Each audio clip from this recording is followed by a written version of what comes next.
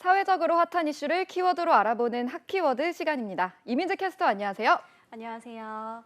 네, 오늘의 핫키워드 이 빈칸을 채워보는 걸로 시작을 해볼까요? 1인 가구 68%는 땡땡이다. 여기 이 빈칸의 나머지 무엇일까요? 1인 가구의 68%는 부자. 1인 가구의 68%는 야식을 먹는다, 반려인이다. 이런 이야기가 들어갔으면 좋겠지만 왠지 또 현실적으로 그럴 것 같진 않은데 대체 뭔가요?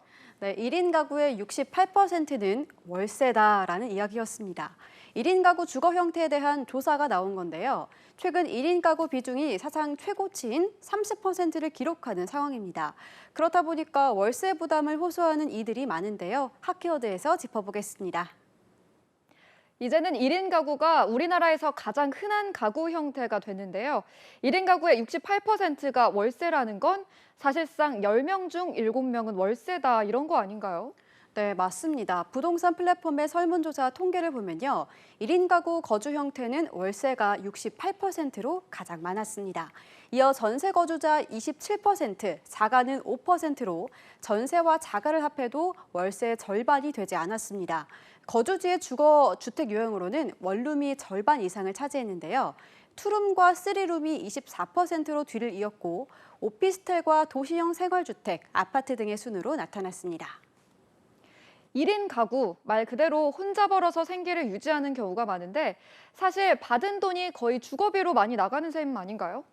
네, 맞습니다. 이번 통계청 조사에서 1인 가구의 월 지출 중 가장 비중이 큰 항목으로는 전월세와 각종 공과금 등 주거비가 단연 1위였습니다.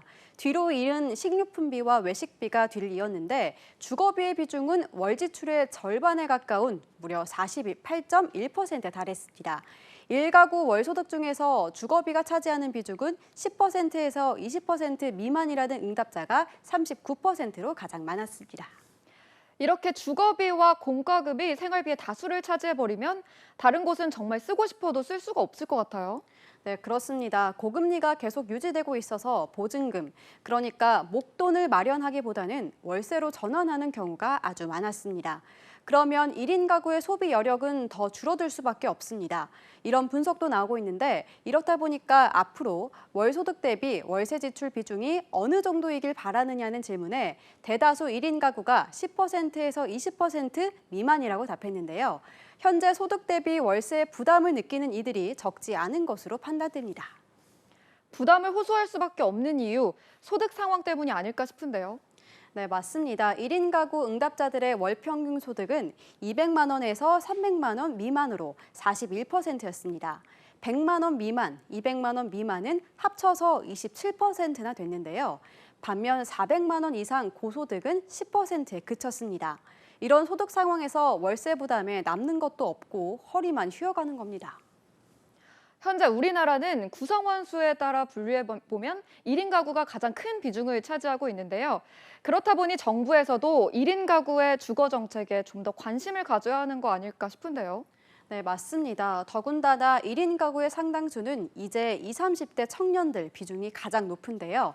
자산 축적이 적은 청년 계층일수록 돈을 모으기 힘들어지는데 그 때문에 자산 격차가 더 벌어질 수 있는 악순환도 우려되는 상황입니다. 그래서 국가의 정책적인 뒷받침이 필요한 부분인데요. 물론 정부와 지방자치단체가 지원하는 청년 주거 정책이 100여 개가 넘게 있습니다.